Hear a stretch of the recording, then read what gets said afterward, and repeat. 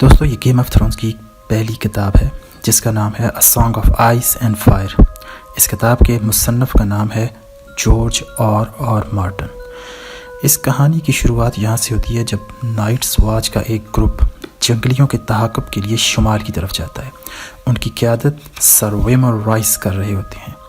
تو اب کہانی یہاں سے سٹارٹ ہوتی ہے۔ ہمیں واپس چلنا چاہیے، گیرٹ نے اصرار کیا۔ ان کے چاروں طرف اب کالا اندھیرا چھا رہا تھا۔ سر ویمر رائس نے ہلکے سے مسکراتے ہوئے اس سے کہا، کیا تمہیں مردہ لوگوں سے ڈر لگتا ہے؟ گیرٹ آگے سے کچھ نہیں بولا۔ گیرٹ ایک بوڑھا آدمی تھا جس کی عمر 50 سال سے زیادہ تھی اور اس نے زندگی کے کئی سال بڑی دیوار پر گزارے تھے۔ اس نے بڑی دیوار پر کئی لارڈز کو آتے جاتے دیکھا تھا۔ وہ بولا کہ جو مر گیا وہ مر گیا اور ہمارا مردہ لوگوں سے کوئی تعلق نہیں ہے۔ اس پر سر ویمر رائس نے کہا کہ ہمارے پاس اس بات کا کیا ثبوت ہے کہ وہ جنگلی واقعی مر گئے ہیں؟ اس پر گیرٹ نے جواب دیا کہ ول نے انہیں دیکھا ہے۔ اگر ول کہتا ہے کہ وہ مر گئے ہیں تو میرے لیے یہ بات کافی ہے کہ میں اس کی بات کو سچ مانوں۔ ول جو کہ ان کے ساتھ ہی تھا جانتا تھا کہ بہت جلد وہ دونوں اس کو اس بحث میں شامل کریں گے۔ اس نے سوچا کہ کاش اس کو تھوڑی دیر بعد اس بحث میں شامل کیا جاتا تو کتنا اچھا ہوتا۔ ول فوراً بولا کہ میری ماں نے مجھے بتایا تھا کہ مردہ لوگ کبھی گانا نہیں گاتے۔ اس پر سر ویمر رائس نے جواب دیا، میری رضائی ماں نے بھی مجھے یہی کہا تھا۔ عورتوں کے اوپر کبھی بھی بھروسہ نہیں کرنا چاہیے، ان کے بجائے مردوں سے بھی کوئی نہ کوئی بات سیکھی جا سکتی ہے۔ گیرٹ نے بتایا کہ ہم دیوار سے بہت دور آ گئے ہیں، 8 یا 9 دن ہو گئے ہیں اور اب ہمیں واپس چلنا چاہیے اور ابھی رات بھی ہونے والی ہے۔ رائس نے آسمان کی طرف دیکھتے ہوئے کہا، ایسا خوفناک اندھیرا تو ہر روز آتا ہے، کیا تم اکیلے ہو اس جنگل میں؟ ول گیرٹ کی آنکھوں میں خوف دیکھ رہا تھا۔ گیرٹ نے 40 سال دیوار پر گزارے تھے اور ول کے ابھی تقریباً 4 سال ہوئے تھے، اور یہ پہلی مرتبہ تھی جب ول کو دیوار کے اس پار بھیجا گیا تھا۔ اسے وہ تمام خوفناک کہانیاں یاد آ رہی تھی جو اس نے سن رکھی تھی۔ اتنا ٹائم اس خوفناک جنگل کے اندھیرے میں رہنے کے بعد اس کا ڈر اب ختم ہو چکا تھا، مگر آج کی رات باقی راتوں سے کچھ مختلف تھی۔ اندھیرے کو دیکھ کر آج وہ ڈر رہا تھا۔ آج نواں دن تھا کہ وہ بڑی دیوار سے شمال مغرب اور پھر شمال کی طرف جا رہے تھے۔ یہ لوگ جنگلی حملہ آوروں کا پیچھا کر رہے تھے اور یہاں تک انہی کا پیچھا کرتے کرتے پہنچے تھے۔ ہر دن گزرنے کے ساتھ ساتھ اگلا دن زیادہ خوفناک اور مشکل ہو رہا تھا، لیکن آج کا دن سب سے زیادہ مشکل تھا۔ شمال کی طرف سے ٹھنڈی ہوائیں آ رہی تھیں جو درختوں سے ٹکرا کر ڈراؤنی آواز پیدا کر رہی تھیں۔ آج سارا دن ول یہ محسوس کر رہا تھا کہ کوئی اسے دیکھ رہا ہے۔ گیرٹ بھی ایسا ہی کچھ محسوس کر رہا تھا۔ ول چاہتا تھا کہ وہ بھاگ کر بڑی دیوار کی طرف چلا جائے، لیکن وہ ایسا نہیں کر سکتا تھا۔ اس چھوٹے سے گروپ کا کمانڈر سر ویمر رائس تھا۔ وہ ایک بڑے خاندان سے تعلق رکھتا تھا۔ وہ ایک 18 سال کا خوبصورت نوجوان لڑکا تھا جس نے کالے کپڑے، کالے بوٹ اور کالے گلوز پہنے ہوئے تھے۔ تقریباً 6 مہینے پہلے سر ویمر نے نائٹس واچ کا حلف لیا تھا اور اس نے نائٹس برادر میں شامل ہونے کی پوری تیاری کر رکھی تھی۔ جنگلیوں کا پیچھا کرنے کے لیے بھی وہ بھرپور تیاری کر کے آیا تھا۔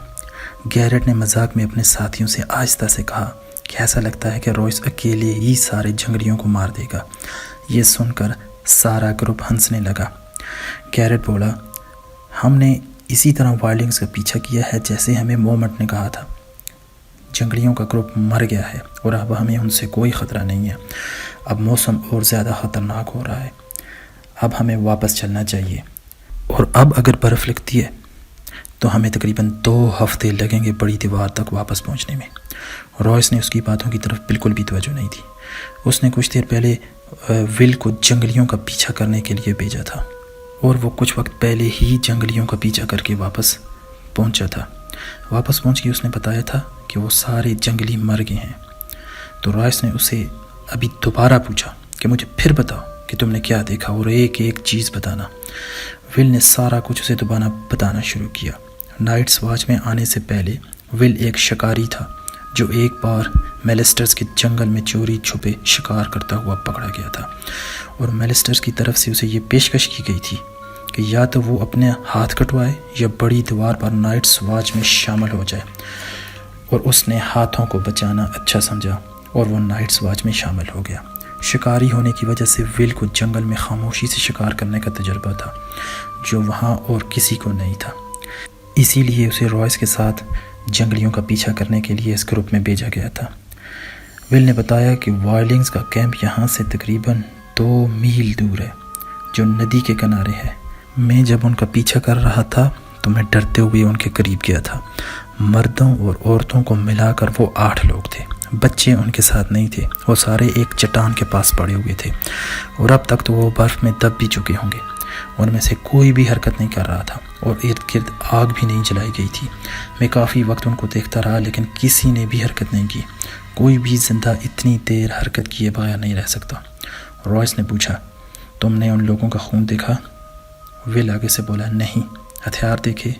تو ول بولا، کچھ تلواریں اور ایک کلہاڑی جس کے دونوں طرف تیز بلیڈز تھے، اور وہ زمین پر پڑی ہوئی تھی۔ رائس نے پھر پوچھا، یہ بتاؤ لاشیں کس طرح پڑی ہوئی تھیں؟ ول نے ٹھٹھرتے ہوئے کہا، 2 لاشیں چٹان پر تھیں لیکن زیادہ تر زمین پر تھیں۔ رائس بولا، کہیں وہ لوگ سو تو نہیں رہے تھے؟ ول نے کہا، نہیں، وہ مر گئے تھے، اور مجھے وہاں جھاڑیوں کے قریب ایک عورت بھی دکھائی دی لیکن اس نے مجھے نہیں دیکھا۔ میں نے سمجھا کہ شاید وہ زندہ ہے۔ جب میں اس کے قریب چھپ کے گیا تو وہ بھی حرکت نہیں کر رہی تھی۔ ول دوبارہ سردی سے ٹھٹرا۔ رائس نے پوچھا، تمہیں سردی لگ رہی ہے؟ ہوا ٹھنڈی ہونے کی وجہ سے کچھ سردی لگ رہی ہے، ول نے جواب دیا۔ رائس نے گیرٹ سے پوچھا، تمہیں کیا لگتا ہے ان لوگوں کو کس نے مارا؟ گیرٹ بولا، شاید یہ سردی کی وجہ سے مر گئے ہیں۔ میں نے سردی کی وجہ سے لوگوں کو جم کے مرتے ہوئے دیکھا ہے۔ ہر کوئی 40 فٹ گہری برف کے بارے میں بات کرتا ہے۔ سب کو پتہ ہے کہ برفانی ہوائیں نارتھ سے آتی ہیں اور اصلی دشمن سردی ہی ہے جو انسان کو جما دیتی ہے۔ سردی کو برداشت کرنا آگ سے بھی زیادہ مشکل ہوتا ہے، یہ پورے جسم کو جلا دیتی ہے۔ اس کی باتوں کو سن کر سر ویمر رائس نے کہا، کیا کمال کی بات کی ہے، ویسے مجھے تم سے ان باتوں کی توقع نہیں تھی۔ رائس نے اس کو بولا کہ تمہیں زیادہ گرم کپڑے پہننے چاہیے تھے۔ گیرٹ نے اپنی ہونٹ سے گردن اور سر کو کور کیا اور غور سے سر ویمر رائس کو دیکھنے لگا۔ اتنے میں ول بولا، اگر گیرٹ کہہ رہا ہے کہ ان کی موت سردی سے تھی تو ہو سکتا ہے سردی سے ہی ہوئی ہو۔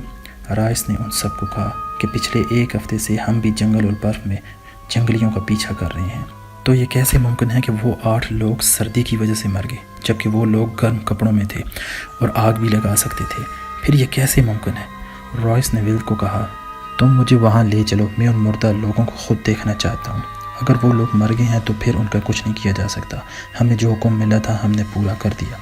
ول محتاط ہو کر آگے چل پڑا۔ رائس نے بھی اس کے پیچھے چلنے کا ارادہ کیا۔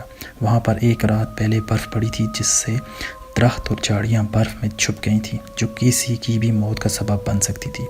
رات کافی گزر چکی تھی، بادل نہیں تھے، صرف تارے تھے اور آدھا چاند، اور اس آدھے چاند کی روشنی سے چلنے میں مدد مل رہی تھی۔ رائس نے گھوڑے پر بیٹھ کر کہا، اس کے ساتھ ہم جلد ہی ان جنگلیوں تک پہنچ جائیں گے، لیکن ول نے رائس کو گھوڑے لے کر جانے سے منع کر دیا۔ اسے لگتا تھا کہ گھوڑوں کی آواز سے اس اندھیری رات میں وائلڈنگز متحرک ہو سکتے ہیں۔ آگے چل کر انہیں بھیڑیے کی آواز نے ڈرا دیا۔ گیرٹ آہستہ سے بولا، یہاں پر کچھ خطرہ ہے۔ اس کے ساتھ ایک نوجوان سپاہی ہنسا اور بولا، کیا خطرہ ہے؟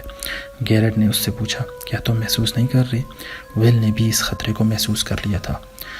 نائٹس واچ پر اس کو 4 سال ہو گئے تھے، لیکن اتنا خوف زدہ وہ زندگی میں پہلے کبھی نہیں ہوا تھا۔ تیز ہوا، جھومتے درخت اور بھیڑیا، ان میں سے کون سی چیز زیادہ خطرناک ہے؟ رائس نے گیرٹ سے پوچھا، لیکن گیرٹ نے کوئی جواب نہیں دیا۔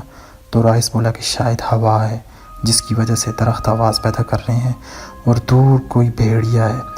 جب رائس کی بات کا کسی نے کوئی جواب نہیں دیا تو اس نے اپنے ہونٹ کو ٹھیک کیا اور اپنی لمبی سٹیل کی تلوار کو باہر نکال لیا جو چاند کی روشنی میں چمک رہی تھی۔ یہ ایک بہترین تلوار تھی جو بالکل نہیں تھی۔ ول کو یہ محسوس ہوا کہ شاید یہ تلوار پہلے کبھی استعمال نہیں کی گئی۔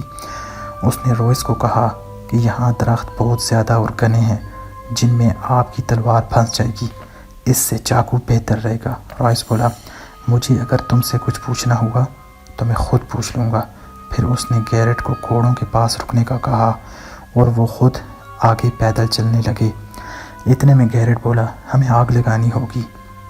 اس پر رائس بولا کہ تم بہت بے وقوف ہو، اگر دشمن یہیں کہیں چھپا ہوا اور اس نے ہمیں دیکھ لیا تو پھر آگ ہمیں بعض دشمنوں سے بچا بھی سکتی ہے، جیسا کہ بھیڑیا اور بہت سی چیزیں۔ رائس نے سختی سے کہا، آگ نہیں جلانی۔ ول گیرٹ کے چہرے پر آنے والے غصے کو دیکھ رہا تھا۔ ایک لمحے کے لیے اسے لگا کہ گیرٹ اپنی تلوار لے کر رائس پر حملہ کر دے گا اور اس کی جان لے لے گا، لیکن ایسا نہیں ہوا۔ آخر کار گیرٹ نے نیچے دیکھتے ہوئے کہا کہ میں کوئی آگ نہیں جلاؤں گا۔ رائس وہاں سے مڑا اور ول کو آگے چلنے کا بولا۔ رستے میں جھاڑیاں اور کافی ٹھنڈی ہوا تھی۔ کچھ دیر چلنے کے بعد وہ وہاں پہنچ گئے جہاں ول نے جنگلیوں کو دیکھا تھا۔ وہاں ایک ٹیلہ تھا جس پر چھپ کر رائس اور ول چلنے لگے۔ ول آرام سے اوپر چڑھ گیا، لیکن رائس جب چڑھ رہا تھا تو اس سے آواز پیدا ہو رہی تھی۔ اس ٹیلے کے اوپر ایک پرانا درخت تھا جس کی شاخیں زمین تک تھیں۔ ول اپنے پیٹ کے بل برف پر لیٹ گیا اور پیچھے دیکھنے لگا۔ اس کے دل کی دھڑکن بند ہونے لگی اور ایک لمحے کے لیے اس کا سانس بند ہو گیا، کیونکہ اس نے جو کچھ گھنٹوں پہلے دیکھا تھا اب وہ وہاں کچھ نہیں تھا۔ لاشیں وہاں سے غائب تھیں۔ اس نے پیچھے سے ایک آواز سنی۔ او خدا، یہ رائس کی آواز تھی۔ وہ ہاتھ میں ننگی تلوار لیے وہیں پر کھڑا تھا۔ ول نے اس کو بولا، یہاں کچھ خطرہ ہے۔ رائس نے کوئی حرکت نہیں کی۔ اس نے ہنستے ہوئے ول کو کہا کہ تمہارے مردہ لوگ یہاں سے چلے گئے ہیں۔ اور رائس کی اس بات پر ول چپ ہو گیا۔ اس کی زبان پر کوئی الفاظ نہیں آ رہے تھے۔ یہ سب ممکن نہیں تھا۔ اس کی نظریں اس خالی جگہ پر تھیں جہاں اس نے جنگلیوں کو دیکھا تھا، ان کے ہتھیاروں کو دیکھا تھا۔ اسے وہاں پر دور ایک کلہاڑی دکھائی دے رہی تھی جسے اس نے پہلے دیکھا تھا۔ رائس نے ول کو نیچے اترنے کا کہا، کچھ نہیں ہے جس سے تمہیں چھپنا پڑے۔ رائس نے ول کو بولا کہ ہم خالی ہاتھ کیسل بلیک واپس نہیں جا سکتے۔ ہم ان لوگوں کو ڈھونڈیں گے۔ تم لکڑیاں اکٹھی کر کے آگ لگاؤ۔ ول کے پاس کہنے کو کچھ بھی نہیں تھا۔ ہوا بہت ٹھنڈی تھی۔ وہ درخت کے اوپر چڑھنے لگا۔ درخت پر چڑھتے چڑھتے اچانک اس کے ہاتھ کے ساتھ کوئی چیز چپک گئی۔ اسے کچھ عجیب و غریب سا محسوس ہونے لگا اور وہاں وہ بنا نام کے خداؤں کو یاد کرنے لگا۔ اس کا چھوٹا چاقو اوپر چڑھتے وقت شور کر رہا تھا۔ اس نے چاقو کو دانتوں کے بیچ رکھ لیا جس سے اسے تھوڑا سکون ملا۔ ول کو اچانک رائس کی سہمی ہوئی آواز آئی، کون ہے وہاں پہ؟ لیکن دوسری طرف کوئی جواب نہیں آیا۔ ول نے اوپر چڑھنا چھوڑ دیا اور ادھر ہی رک گیا۔ صرف ٹھنڈی ہوا جو درختوں سے ٹکرا رہی تھی اور ایک الو کی آواز کے علاوہ اور کوئی آواز سنائی نہیں دے رہی تھی۔ ول نے دور اندھیرے میں کوئی حرکت دیکھی جو ایک سفید سایہ سا لگ رہا تھا۔ اچانک وہ سایہ اس کی نظروں سے غائب ہو گیا۔ ول نے رائس کو خبر دینے کے لیے جیسے ہی نیچے دیکھا، لیکن ڈر کے مارے اس کے منہ سے کوئی آواز ہی نہیں نکلی۔ اس نے خود سے کہا کہ شاید اسے کوئی وہم ہو گیا ہے، یہ شاید کوئی پرندہ تھا یا برف کے اوپر کوئی سایہ۔ رائس نے ول سے پوچھا، کدھر ہو؟ کیا تمہیں کچھ دکھائی دے رہا ہے؟ اور سرکل میں گھوم رہا تھا۔ اس کے ہاتھ میں ایک ننگی تلوار تھی، لیکن نیچے اس کے آس پاس کچھ نہیں تھا۔ اس نے واپس ول سے پوچھا، یہاں پر اتنی ٹھنڈ کیوں ہے؟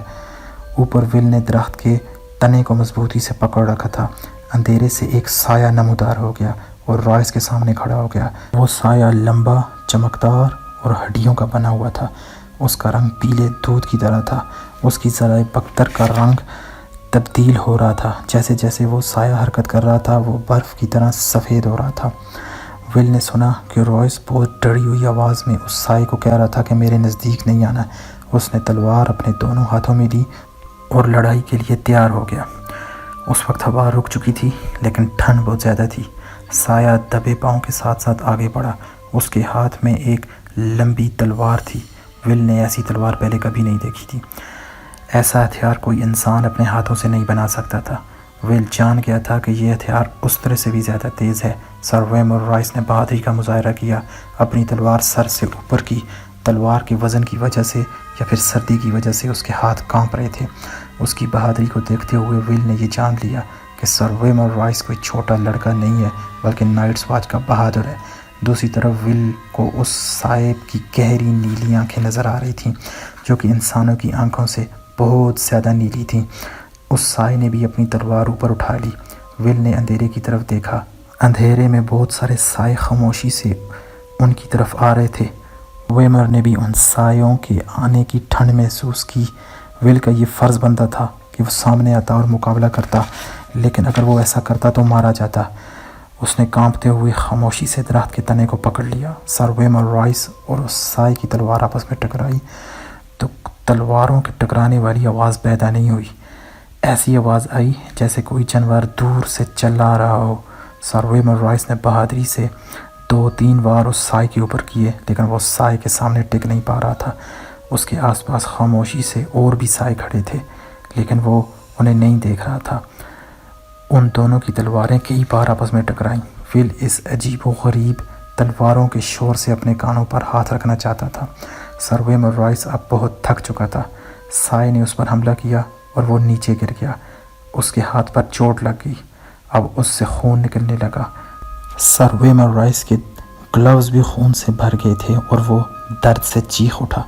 دوسری طرف اس سائے نے کچھ الگ ہی زبان میں بات کی۔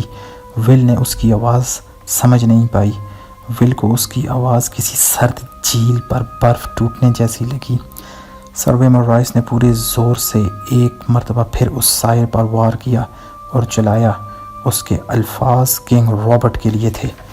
اس مرتبہ آواز تلواریں ٹکرانے کی نہیں آئی، بلکہ سر ویمر رائس کی تلوار ٹوٹنے کی آواز آئی، جو کئی 100 چھوٹے پیسز میں ٹوٹ گئی۔ رائس کپکپاتا ہوا گھٹنوں کے بل ہو گیا اور اپنی آنکھیں بند کر دیں۔ اس کی انگلیوں سے خون نکل رہا تھا۔ دوسرے سائے اکٹھے آگے آنے لگے، جیسے انہیں کسی نے حکم دیا ہو۔ اب ان سایوں کی تلواریں اوپر اٹھیں۔ ول نے یہ دیکھ کر اپنی آنکھیں بند کر دیں۔ کافی وقت گزر گیا اور ول نے ہمت کر کے آنکھیں کھولیں تو نیچے سب کچھ خالی تھا۔ وہ درخت پر ہی تھا اور بمشکل سانس لے رہا تھا۔ آخر کار وہ ہمت کر کے نیچے اترا۔ اس نے دیکھا ویمر کی لاش الٹی پڑی ہوئی ہے، ایک ہاتھ بھی کٹا ہوا ہے، اس کا کالا کوٹ بھی کچھ دور پڑا ہوا ہے اور تلوار کے کچھ ٹکڑے بھی پڑے ہوئے ہیں۔ وہ جانتا تھا اسے کیا کرنا ہے۔ اس نے تلوار کے ٹکڑے آپس میں اکٹھے کرنا شروع کیے اور انہیں اپنے ساتھ لے کر جانے کی کوشش کی۔ وہ بہت جلدی میں تھا۔ تلوار کے ٹکڑے اس کا ثبوت تھے۔ وہ چاہتا تھا کہ یہ سارے پیسز لے کر گیرٹ کے پاس جائے اور یقیناً گیرٹ کو پتہ ہوگا کہ ان کا کیا کرنا ہے، اور اسے نہیں تو نائٹس واچ پر بوڑھے مومنٹ یا ماسٹر ایمن کو ضرور پتہ ہوگا۔ گیرٹ ابھی بھی گھوڑوں کے پاس انتظار کر رہا ہوگا، اسے جلدی کرنی چاہیے۔ جیسے ہی اس نے تلوار کے ٹکڑے اکٹھے کیے اور وہ کھڑا ہوا تو اتنے میں سر ویمر رائس کی لاش بھی کھڑی ہو گئی۔ ویمر کا چہرہ پھٹ چکا تھا اور اس کی بائیں آنکھ میں تلوار کا ایک حصہ گھسا ہوا تھا، جبکہ دائیں آنکھ کھلی تھی۔ آنکھ کی پتلی جل کر نیچے ہو چکی تھی۔ ول نے اپنی موت کو سامنے دیکھا اور اس نے آنکھیں بند کر لی اور وہ خدا کو یاد کرنے لگا۔ اس نے محسوس کیا کہ سر ویمر رائس کے ہاتھ اس کے منہ کو چھوتے ہوئے اس کے گلے کو پکڑ رہے ہیں اور اس کے ہاتھ خون بہنے کے باوجود برف کی طرح ٹھنڈے تھے۔